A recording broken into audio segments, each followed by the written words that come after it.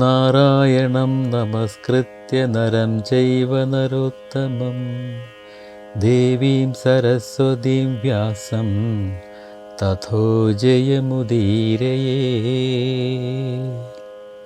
ശ്രീമദ് ഭഗവത്ഗീതയിലെ സാഖ്യയോഗത്തിലെ ശ്ലോകങ്ങളാണ് നമ്മൾ മനസ്സിലാക്കിക്കൊണ്ടിരിക്കുന്നത്. കുരുക്ഷേത്ര യുദ്ധഭൂമിയിൽ രണ്ടു സൈന്യങ്ങളുടെയും മധ്യത്തായി വിഷാദചിത്തനായി നിൽക്കുന്ന അർജുനനെ സ്വധർമ്മത്തിലേക്ക് മനസ്സിനെ കൊണ്ടുവരാൻ ഭഗവാൻ നടത്തുന്ന പ്രയത്നങ്ങളാണ് നമ്മൾ മനസ്സിലാക്കിക്കൊണ്ടിരിക്കുന്നത്. അർജുന വിഷാദയോഗത്തിൽ അർജുനൻ്റെ ആശങ്കകളാണ് നമ്മൾ കണ്ടത്. തുടർന്ന് ഭഗവാന്റെ മറുപടിയാണ് സാഖ്യയോഗത്തിലൂടെ നമ്മൾ അറിഞ്ഞുകൊണ്ടിരിക്കുന്നത്. നാശത്തിനു വിധേയമാകുന്ന ദഹിച്ചു പോകുന്ന ശരീരത്തിനല്ല നിത്യതയുള്ള ദേഹിക്ക് ആത്മാവിനാണ് ഭഗവാൻ പ്രാധാന്യം കൽപ്പിക്കുന്നത്. അരൂപിയും സർവവ്യാപിയും സൂക്ഷ്മവുമായ ആത്മാവ് കാലനിയോഗത്തിനനുസരിച്ച് പുതിയ പുതിയ ശരീരങ്ങളെ സ്വീകരിക്കുകയാണ്. അത്തരത്തിൽ സ്വീകരിക്കപ്പെട്ട ശരീരങ്ങളാണ് യുദ്ധമുഖത്ത് നിരന്നു നിൽക്കുന്ന പോരാളികളിൽ ഉള്ളത്. അവരുടെ ശരീരം നശിക്കുമ്പോൾ ആത്മാവ് മറ്റൊരു അനുയോജ്യ ശരീരം തേടിപ്പോകുന്നു. അർജുന, അത് ചാക്രികമാണ്. അതിൽ നീ എന്തിനു ദുഃഖിക്കുന്നു? നീയും ഞാനും അവരെപ്പോലെ തന്നെയാണ്. നമ്മുടെ ശരീരം ഉൾക്കൊണ്ട ആത്മാവ് നമ്മൾ ജീർണിക്കുമ്പോൾ നമ്മെ വിട്ടുപോകും. അതിൽ ആരും ദുഃഖിച്ചിട്ടു കാര്യമില്ല. അതു സംഭവിച്ചതാണ്, സംഭവിച്ചുകൊണ്ടിരിക്കുന്നതാണ്, ഇനി സംഭവിക്കാനിരിക്കുന്നതും ഇത്തരത്തിൽ തന്നെ. ശരീരങ്ങൾ മായയിൽ നിന്നുണ്ടായതാണ്. അത് പഞ്ചഭൂതങ്ങളിൽ നിന്നാണ് ഈ ശരീരമൊക്കെയും ഉണ്ടായിട്ടുള്ളത്. അത് ജീർണാവസ്ഥയിലാകുമ്പോൾ പഞ്ചഭൂതങ്ങളിലേക്കു തന്നെ തിരിച്ചു പോകും. അതു നിശ്ചയമായിട്ടുള്ളതാണ്. ആദിയും അന്തവും അവ്യക്തമാണ്. മധ്യകാലത്ത് കാണുന്ന, ഭൂമിയിൽ ജനിച്ചതിനു ശേഷം കാണുന്ന ഈ ദേഹാദികൾക്ക് നാശമുള്ളതാണ്. അതു നശിക്കുക തന്നെ ചെയ്യും. അതിൽ ഞാനോ നീയോ ദുഃഖിച്ചിട്ട് യാതൊരു കാര്യവുമില്ല. പ്രകൃതി വിഷയമായിരിക്കുന്ന ഈ ആത്മാവിനെ അറിയുവാൻ വളരെ പ്രയാസമാണ്. വിഭ്രാന്തി സാധാരണ ആളുകൾക്കുള്ളതാണ്. അങ്ങനെയുള്ളപ്പോൾ അർജുന, ഞാൻ നിന്നെ കുറ്റം പറയുന്നില്ല. നിനക്കോ മറ്റുള്ളവർക്കോ ഈ ആത്മാവിനെ അറിയാൻ പ്രയാസമാണ്. എന്തുകൊണ്ടാണ് ഈ ആത്മാവിനെ അറിയുവാൻ പ്രയാസമാണെന്ന് പറയുന്നത്? അതിനുള്ള ഉത്തരമാണ് ഭഗവാൻ അടുത്ത ശ്ലോകത്തിൽ പറയുന്നത്. ശ്രീമദ് ഭഗവത്ഗീത സാഖ്യയോഗം ശ്ലോകം 29. ആശ്ചര്യവത് പശ്യതി കശ്ചിൽ ഏനം, ആശ്ചര്യവത് പശ്യതി കശ്ചിദേന, ആശ്ചര്യം വദതി തഥ ഏവ ച അന്യഃ, ആശ്ചര്യവദതി തഥൈവ ച അന്യഃ, ആശ്ചര്യവത് ച ഏന മന്യഃ ശൃണോതി, ആശ്ചര്യമവൈ ചൈന മന്യ ശൃണോതി, ശ്രുത്വാ അപി ഏനം വേദ ന ചൈവ കശ്ചിത്, ശ്രുത്വാപ്യേനം വേദ ന ചൈവ കശ്ചിത്. ഈ ശ്ലോകത്തിൻ്റെ അന്വയാർത്ഥം നമുക്കൊന്ന് നോക്കാം. കശ്ചിൽ, കശ്ചിൽ എന്നാൽ ഒരുവൻ യാതൊരുവൻ, ഏനം ഇവനെ, ഈ ആത്മാവിനെ, ആശ്ചര്യവത് ആശ്ചര്യവസ്തു പോലെ, പശ്യതി കാണുന്നു. യാതൊരുവൻ ഈ ആത്മാവിനെ ആശ്ചര്യവസ്തു പോലെ കാണുന്നു. തഥ ഏവ അപ്രകാരം തന്നെ, അന്യഹ ച മറ്റൊരുവൻ, ഏനം ഈ ആത്മാവിനെ, ആശ്ചര്യവത് ആശ്ചര്യവസ്തു പോലെ, വദതി പറയുന്നു. മറ്റൊരുവൻ ഈ ആത്മാവിനെ ആശ്ചര്യവസ്തു പോലെ പറയുന്നു. ഒരുവൻ ഈ ആത്മാവിനെ ആശ്ചര്യവസ്തു പോലെ കാണുന്നു. മറ്റൊരുവൻ ഈ ആത്മാവിനെ ആശ്ചര്യവസ്തു പോലെ പറയുന്നു. അന്യച്ച വേറെ ഒരുവൻ, ഏനം ഈ ആത്മാവിനെ, ആശ്ചര്യവത് ആശ്ചര്യവസ്തു പോലെ, ശൃണോതി കേൾക്കുന്നു. ഈ ആത്മാവിനെ ആശ്ചര്യവസ്തു പോലെ ശൃണോതി കേൾക്കുന്നു. ശ്രുത്വാ അപി ച, ശ്രുത്വാ അപി ച കേട്ടാലും കണ്ടാലും, ഇത് പറഞ്ഞാലും എന്ത്, കശ്ചിൽ ആരും, ഏനം ഈ ആത്മാവിനെ, ന ഏവ വേദ അറിയുന്നില്ല. ഈ ആത്മാവിനെക്കുറിച്ച് പറയുമ്പോൾ ആശ്ചര്യം പോലെയാണ്. ഒരുവൻ ഇത് കാണുന്നു, ഒരുവൻ ഇതിനെക്കുറിച്ച് പറയുന്നു, വേറൊരുവൻ ഇതിനെക്കുറിച്ച് കേൾക്കുന്നു. എങ്ങനെയായാലും ആരും തന്നെ ഈ ആത്മാവിനെ അറിയുന്നില്ല. ഒരുവൻ ഈ ആത്മാവിനെ ആശ്ചര്യവസ്തു പോലെ കാണുന്നു, അപ്രകാരം തന്നെ മറ്റൊരുവൻ ഈ ആത്മാവിനെ ആശ്ചര്യവസ്തു പോലെ പറയുന്നു. വേറൊരുവൻ ഈ ആത്മാവിനെ ആശ്ചര്യവസ്തു പോലെ കേൾക്കുന്നു. ഇങ്ങനെ കേട്ടാലും കണ്ടാലും പറഞ്ഞാലും ആരും തന്നെ ഈ ആത്മാവിനെ സൂക്ഷ്മമായി അറിയുന്നില്ല. എല്ലാവരും ആശ്ചര്യപ്പെടുകയാണ്. എന്താണ് ഈ ആശ്ചര്യം? ചിലതൊക്കെ കാണുമ്പോൾ പലരും ആശ്ചര്യപ്പെടാറില്ലേ? ഉദാഹരണമായി, ഒരു സ്റ്റേജിൽ മാജിക് ഷോ നടക്കുമ്പോൾ കാണികൾ ആകാംക്ഷയോടെ ഇരിക്കും. ഓരോ ഐറ്റവും കണ്ട് ആശ്ചര്യപ്പെട്ടിരിക്കും. പ്രത്യേകിച്ച് കുട്ടികൾ മറ്റൊരു ലോകത്ത് ആണ്.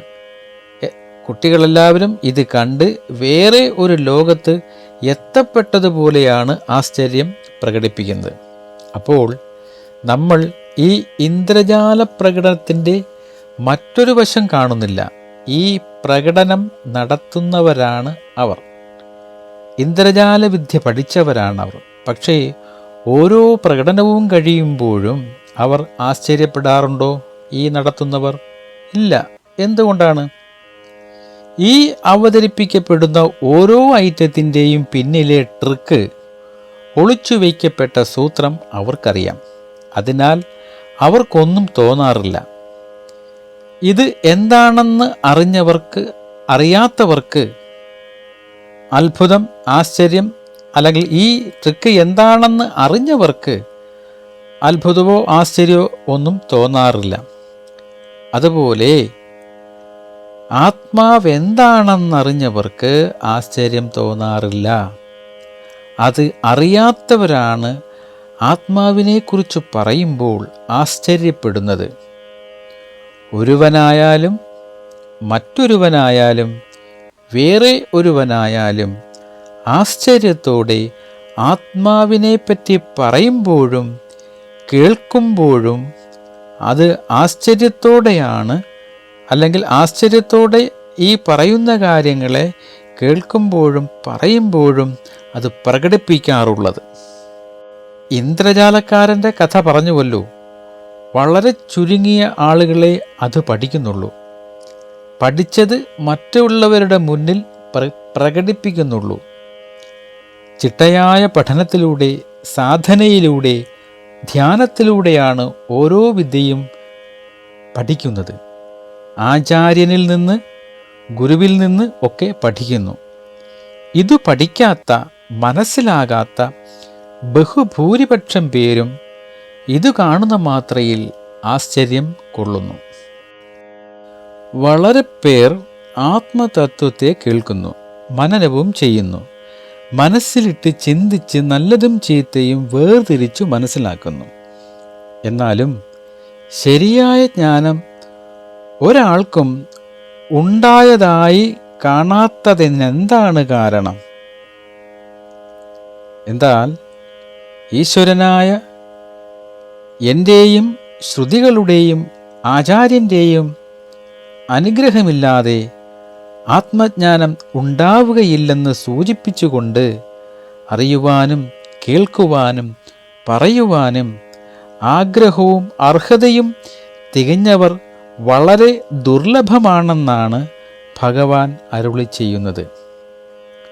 അനേകം കോടി മനുഷ്യരിൽ ഒരുവൻ എൻ്റെ പ്രസാദത്തിന് പാത്രീഭൂതമാകുമ്പോൾ ആത്മാവിനെ സാക്ഷാത്തായി അറിയുവാൻ ആഗ്രഹിക്കുന്നു. ആ വിധം ആഗ്രഹിക്കുന്നവൻ ആശ്ചര്യഭൂതം തന്നെ, ദുർലഭം തന്നെ എന്നു സാരം. അതുപോലെ വൈരാഗ്യാദി സാധന പൂർത്തിയോടുകൂടി ആത്മസ്വരൂപത്തെ കേൾക്കുവാൻ ആഗ്രഹിക്കുന്നവനും അതിദുർലഭം തന്നെ. അതേവിധം തന്നെ ആത്മാവിനെക്കുറിച്ച് പറയുവാൻ യോഗ്യതയുള്ള ആചാര്യനും എത്രയോ ദുർലഭമാകുന്നു. അതുകൊണ്ട് ഈ കാണപ്പെടുന്ന ലോകവും ഞാനും സർവവും ബ്രഹ്മം മാത്രമാകുന്നു. അതിൽ നിന്ന് അന്യമായിട്ടൊന്നുമില്ലെന്നുള്ള ദൃഢബോധം സിദ്ധിക്കുന്നവർ വളരെ കുറച്ചു മാത്രം. ആശ്ചര്യവത് പശ്യതി കശ്ചിദേന മാശ്ചര്യവത് വദതി തഥൈവ ചന്യേ ആശ്ചര്യവചൈനമന്യഃ ശൃണോതി ശ്രുത്വാപ്യേനം വേദ ന ചൈവ കശ്ചിത്. ശ്രീമദ് ഭഗവത്ഗീത സാംഖ്യയോഗം ശ്ലോകം 30. ദേഹി നിത്യം അവധ്യഃ അയം ദേഹി നിത്യമവധ്യോയം ദേഹേ സർവസ്യ ഭാരത ദേഹേ സർവസ്യ ഭാരത തസ്മാത് സർവാണി ഭൂതാനി തസ്മാത് സർവാണി ഭൂതാനി ന ത്വം ശോചിതുമർഹസി ന ത്വം ശോചിതുമർഹസി. ഈ ശ്ലോകത്തിൻ്റെ അന്വയാർത്ഥം മനസ്സിലാക്കാം. ഹേ ഭാരത, അല്ലയോ അർജുന, ഭരതവംശത്തിൽ പിറന്നവനെ അർജുന, സർവസ്യ എല്ലാവരും, എല്ലാവരുടെ, ദേഹേ ദേഹത്തിലുള്ള, അയം ദേഹി ഈ ദേഹി അല്ലെങ്കിൽ ജീവാത്മാവ്, നിത്യം എന്നും, അവധ്യഃ വധിക്കപ്പെടത്തക്കവനല്ല. തസ്മാത് അതുകൊണ്ട്, ത്വം നീ, സർവാണി ഭൂതാനി സകല പ്രാണികളെക്കുറിച്ച്, എല്ലാ ജീവജാലങ്ങളെക്കുറിച്ചും, ശോചിതും വ്യസനിപ്പാൻ അല്ലെങ്കിൽ ദുഃഖിക്കാൻ, ന അർഹസി അവകാശമില്ല. അല്ലയോ അർജുന, എല്ലാവരുടെയും ദേഹത്തിലിരിക്കുന്ന ആത്മാവ് ഒരിക്കലും വധിക്കപ്പെടത്തക്കവനല്ല. അതിനാൽ യാതൊരു പ്രാണിയെപ്പറ്റിയെങ്കിലും നിനക്ക് വ്യസനിപ്പാൻ അവകാശമില്ല. ഹേ ഭരതന്റെ പരമ്പരയിൽപ്പെട്ട അർജുന, ശരീരത്തിൽ വസിക്കുന്നവൻ ശാശ്വതനാണ്. ഒരിക്കലും കൊല്ലപ്പെടാൻ കഴിയില്ല. അതിനാൽ ഒരു ജീവിയെയും ഓർത്ത് നീ ദുഃഖിക്കേണ്ടതില്ല. ആത്മാവിൻ്റെ മാറ്റമില്ലായ്മയെക്കുറിച്ചുള്ള തൻ്റെ നിർദ്ദേശം ഭഗവാൻ ഈ ശ്ലോകത്തോടെ അവസാനിപ്പിക്കുന്നു. അനശ്വരമായ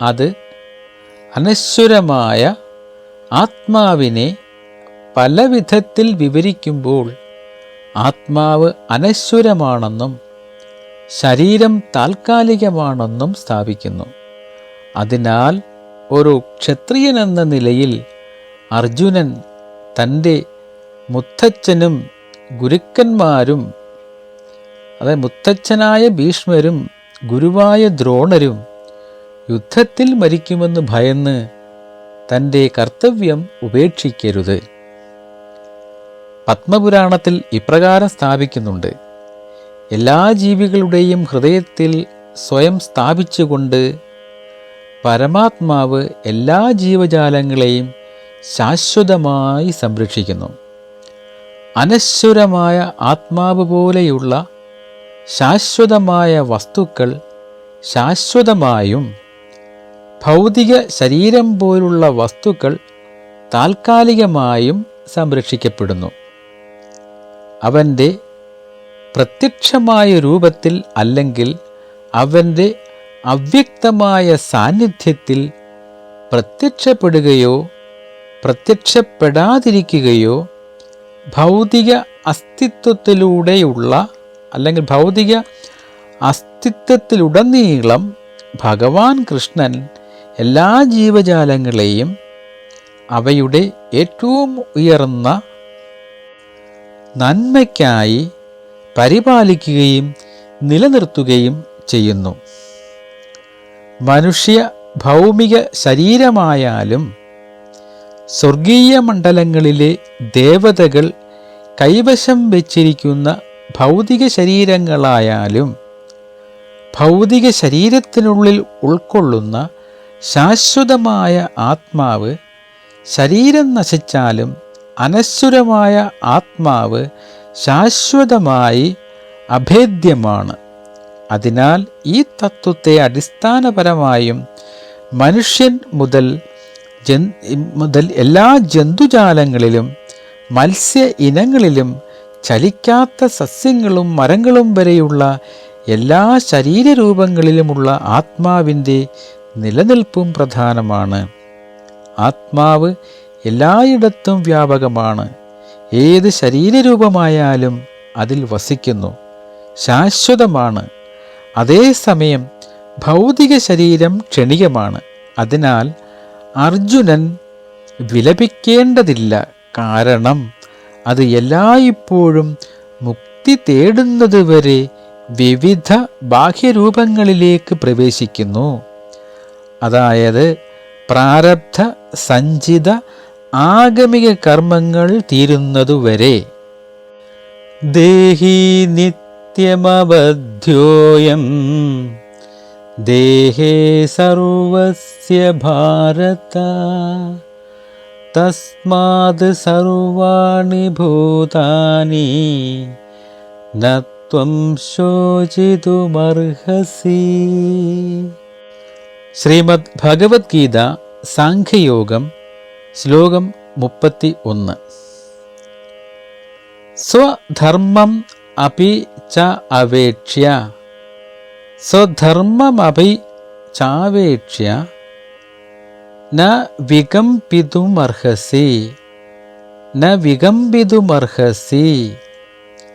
ധർമ്മ്യാദ് ഹി യുദ്ധഃ ശ്രേയഃ അന്യത് ധർമ്മ്യാധി യുദ്ധോ ശ്രേയോ അന്യത് ക്ഷത്രിയസ്യ ന വിദ്യതേ ക്ഷത്രിയസ്യ ന വിദ്യതേ.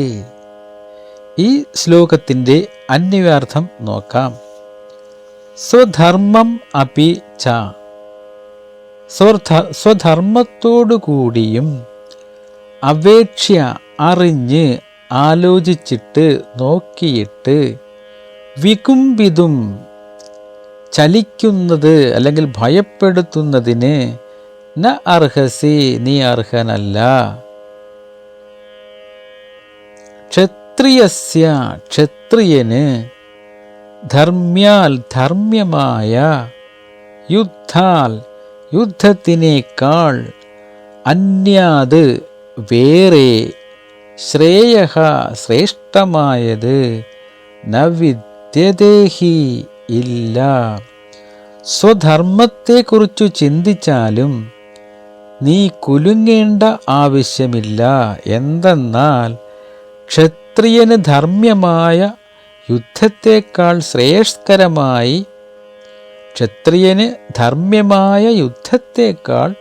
ശ്രേയസ്കരമായി മറ്റൊന്നും ഇല്ല. ഭഗവാന്റെ ഉപദേശക്രമം ഇവിടെ ഒന്ന് മാറ്റിപ്പിടിക്കുകയാണ്. ആത്മാവ് നാശരഹിതനും അസംഗനുമാണെന്ന് അനുഭവിച്ചറിയുന്നവന് പിന്നെ ചെയ്യേണ്ടതായ കർമ്മം ഒന്നുമില്ല. അർജുനൻ ആ നിലയിൽ എത്തിയിട്ടില്ലെന്നറിഞ്ഞ ഭഗവാൻ അന്ധക്കരണശുദ്ധിക്കായി സ്വധർമ്മം അനുഷ്ഠിക്കേണ്ടതെന്താണെന്ന് ഉപദേശിക്കുന്നു. ഹേ അർജുന, പ്രജാപരിപാലനം ചെയ്യാൻ അർഹനായ ക്ഷത്രിയന് യുദ്ധം ധർമ്മ്യമാണെന്ന് നീ ധരിക്കണം. ധർമ്മമായ ആ യുദ്ധത്തിൽ നിന്ന് പിന്മാറുന്നത് ഉചിതമല്ല. യാഗത്തിൽ പശുക്കളെ കൊല്ലുന്നതു ഹിംസയല്ല. അതുപോലെ തന്നെ ക്ഷത്രിയന് പ്രജാസംരക്ഷണത്തിനായി യുദ്ധം ചെയ്യുന്നതിൽ ശോകമോഹാദികൾ ഉണ്ടാകുവാൻ പാടില്ല. യുദ്ധത്തിൽ ചെയ്യുന്ന ഹിംസയല്ലെന്നു സാരം. അതുകൊണ്ട് ക്ഷത്രിയന് യുദ്ധത്തേക്കാൾ ശ്രേഷ്ഠമായ വലിയ കർമ്മം വേറെ ഇല്ലെന്നാണ് ധരിക്കേണ്ടത്. യുദ്ധം നിമിത്തം സിദ്ധിക്കുന്ന ധനം കൊണ്ട് യാഗം, ദാനം, വ്രതാനുഷ്ഠാനം എന്നിവ ചെയ്യാം. അതുകൊണ്ട് ചിത്തശുദ്ധിയും തന്നിമിത്തം ആത്മജ്ഞാനവും അതുവഴി മോക്ഷവും സാധിക്കാം. അതുകൊണ്ട് പരമ്പരാഗതമായ യുദ്ധം ക്ഷത്രിയന് ജ്ഞാനസാധനമാകുന്നു. ഇവിടെ മറ്റൊരു ചോദ്യം വരാം. സ്വധർമ്മത്തെക്കുറിച്ച് എപ്പോഴും പറയുന്നല്ലോ. എന്താണ് സ്വധർമ്മം? വേദങ്ങൾ അനുസരിച്ച് ഒരു വ്യക്തിയുടെ ഉത്തരവാദിത്വമാണ് സ്വധർമ്മം. പരധർമ്മം അല്ലെങ്കിൽ ആത്മീയ ബാധ്യതകൾ എന്നും അപരധർമ്മം അല്ലെങ്കിൽ ഭൗതിക കടമകൾ എന്നും രണ്ടു ഭാഗങ്ങളാണ് സ്വധർമ്മത്തിനുള്ളത്. അല്ലെങ്കിൽ വ്യക്തിയുടെ നിർദ്ദിഷ്ട കർത്തവ്യങ്ങളാണവ. ഒരുവൻ സ്വയം ആത്മാവായി കരുതുന്നുവെങ്കിൽ ദൈവത്തെ ഭക്തിയോടെ സ്നേഹിക്കുകയും സേവിക്കുകയും ചെയ്യുക എന്നതാണ് പരധർമ്മം കൊണ്ട് അർത്ഥമാക്കുന്നത്. തങ്ങളെ തന്നെ ശരീരമായി കണക്കാക്കുന്ന വ്യക്തിക്ക് വേദങ്ങൾ, കർത്തവ്യങ്ങൾ എന്നിവ നിർദ്ദേശിക്കുന്നു. കാരണം മനുഷ്യരാശിയുടെ ബഹുഭൂരിപക്ഷത്തിനും ഈ ആത്മീയ വീക്ഷണം ഇല്ല. ഈ ഉത്തരവാദിത്വങ്ങൾ ഒരാളുടെ ആശ്രമവും വർണ്ണവും നിർണയിക്കുന്നു. അവ അപരധർമ്മം അല്ലെങ്കിൽ സാധാരണ ഉത്തരവാദിത്വങ്ങൾ എന്നാണ് അറിയപ്പെടുന്നത്. ആത്മീയവും ഭൗതികവും തമ്മിലുള്ള പ്രധാന വ്യത്യാസവും ഇതാണ്. അർജുനൻ തൊഴിലുകൊണ്ട് ഒരു യോദ്ധാവാണ്.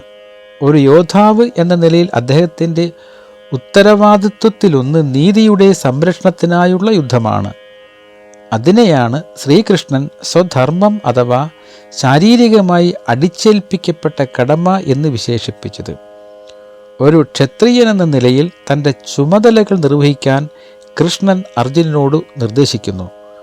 ഒരു ക്ഷത്രിയൻ നീതി പാലിക്കുകയും നല്ലതിനെ സംരക്ഷിക്കുകയും നീതി വിജയിക്കുമെന്ന് ഉറപ്പാക്കുകയും വേണം.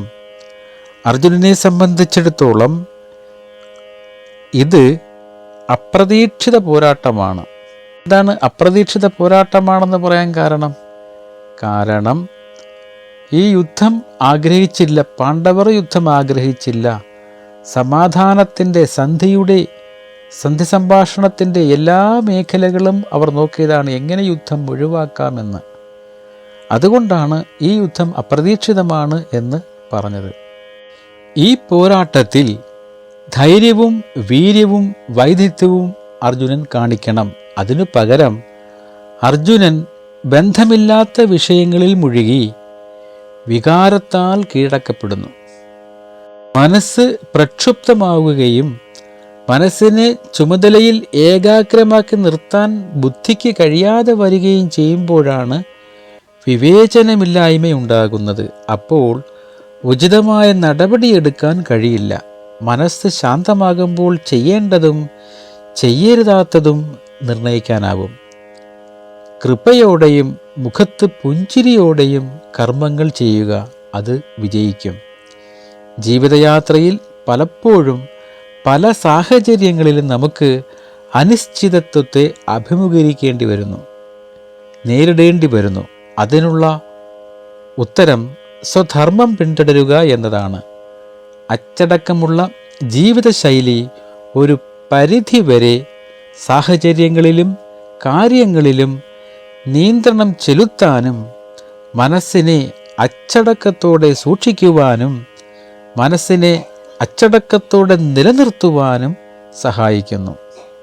സ്വധർമ്മമപി ചാവേക്ഷ്യ ന വികമ്പിതുമർഹസി ധർമ്മ്യാധ്യയുദ്ധാത് ശ്രേയോ ഹന്യത് ക്ഷത്രിയസ്യ ന വിദ്യത്തെ. ശ്രീമദ് ഭഗവത്ഗീത സാംഖ്യയോഗം ശ്ലോകം 32. യദൃച്ഛയാ ച ഉപപന്നം യദൃച്ഛയാ ചോപപന്നം സ്വർഗദ്വാരം അപാവൃതം സ്വർഗദ്വാരമപാവൃതം സുഖിനഃ ക്ഷത്രിയഃ പാർത്ഥ സുഖിന ക്ഷത്രിയ പാർത്ഥ ലഭന്തെ യുദ്ധമീദൃശം ലഭന്തെ യുദ്ധമീദൃശം. ഈ ശ്ലോകത്തിൻ്റെ അന്വയാർത്ഥം നമുക്കൊന്ന് നോക്കാം.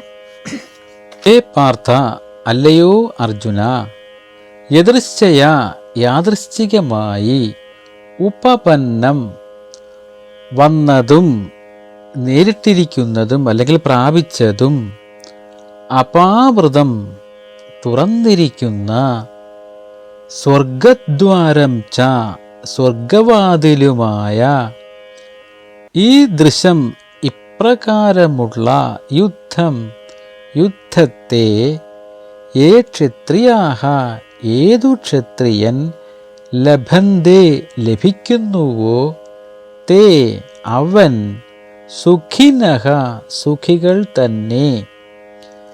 അല്ലയോ അർജുന, യദൃച്ഛയായി നേരിട്ടതും തുറന്നിരിക്കുന്നതുമായ സ്വർഗദ്വാരം തന്നെയുമായ ഇപ്രകാരമുള്ള യുദ്ധത്തെ ലഭിക്കുന്ന ക്ഷത്രിയർ സുഖികൾ തന്നെയാകുന്നു. അതായത് സ്വർഗദ്വാരം തുറന്നിട്ടിരിക്കുന്നതാണ് യുദ്ധമുഖം എന്നും ഇവിടെ ഭഗവാൻ അർജുനനെ ഓർമ്മിപ്പിക്കുകയാണ്. പോരിൽ ജയം ശ്രേയസ്സിന് കാരണമാണ്. മരിച്ചാലോ എന്തു ഫലമെന്ന് ശങ്കിക്കുന്നുവെങ്കിൽ പറയാം, അല്ലയോ അർജുന, സ്വയമേവ വന്നു ചേർന്നതും സ്വർഗത്തിലേക്ക് പ്രവേശിക്കുവാനുള്ള മാർഗവുമായ ഈ മാതിരി യുദ്ധം പുണ്യവാന്മാരായ ക്ഷത്രിയർക്കു മാത്രമേ കിട്ടുകയുള്ളൂ. യുദ്ധത്തിൽ മരിച്ചവന് സ്വർഗലോകം കിട്ടും എന്നത് സ്മൃതിയുള്ളതിനാൽ മരിച്ചാലും ജയിച്ചാലും ലാഭം തന്നെ. അതുകൊണ്ട് ഒന്നുകൊണ്ടും പിന്മാറാൻ പാടില്ല. യാഗാദി കർമാനുഷ്ഠാന യത്നം കൂടാതെ തന്നെ സ്വർഗപ്രാപ്തി ഫലം സിദ്ധിക്കുമെന്ന് ആണ് ഇവിടെ കൃഷ്ണൻ അർജുനനോട് പറയുന്നത്. ഭഗവത്ഗീത നിഷ്ക്രിയത്വത്തിലേക്കുള്ള ആഹ്വാനമല്ല, മറിച്ച് പ്രവർത്തനത്തിനുള്ള ആഹ്വാനമാണ്. അർജുനൻ ശ്രീകൃഷ്ണനിൽ നിന്ന് വിപരീത ഉപദേശം സ്വീകരിക്കുന്നു. തൻ്റെ ഉത്തരവാദിത്വങ്ങൾ അവഗണിക്കാൻ അർജുനൻ ആഗ്രഹിക്കുമ്പോൾ അവ നിർവഹിക്കാൻ ശ്രീകൃഷ്ണൻ അവനെ പ്രേരിപ്പിക്കുന്നു. സൃഷ്ടികളുടെ ബാഹ്യമായ ത്യജിക്കലിനു പകരം അർജുനൻ്റെ ബോധത്തിൽ ആന്തരികമായ ഒരു മാറ്റത്തിന് സാക്ഷ്യം വഹിക്കാനാണ് ശ്രീകൃഷ്ണൻ ആഗ്രഹിക്കുന്നത്. അർജുനൻ കൃഷ്ണനോട് ചോദിക്കുന്നു, തൻ്റെ ജനങ്ങളോട് യുദ്ധം ചെയ്യുന്നത് എങ്ങനെ സന്തോഷമാകുമെന്ന്.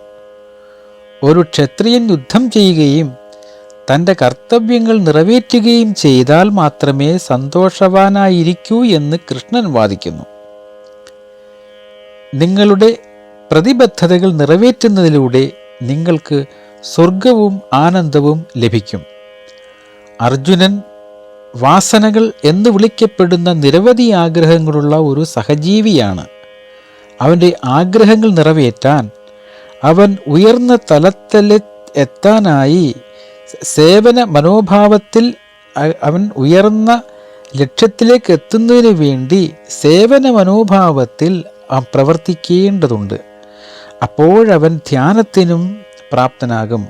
അതിലൂടെ അവൻ്റെ ബാക്കിയുള്ള ആഗ്രഹങ്ങളെ ഇല്ലാതാക്കാനും സാക്ഷാത്കാരത്തിൻ്റെ ഘട്ടത്തിൽ എത്തിച്ചേരാനും കഴിയും. അവൻ്റെ ജോലി ചെയ്തില്ലെങ്കിൽ ഒരിക്കലും അവിടെ എത്തുകയില്ല. തൻ്റെ സ്വധർമ്മം പിന്തുടരുന്ന ഒരു വ്യക്തി എപ്പോഴും ദരിദ്രമായ ഒരു കാര്യത്തിലൂടെ കടന്നു പോകുന്നതിനു പകരം ബുദ്ധിമുട്ടുള്ള ഒരു ജോലിയിൽ കൂടുതൽ പരിശ്രമിക്കാൻ ഇഷ്ടപ്പെടുന്നു.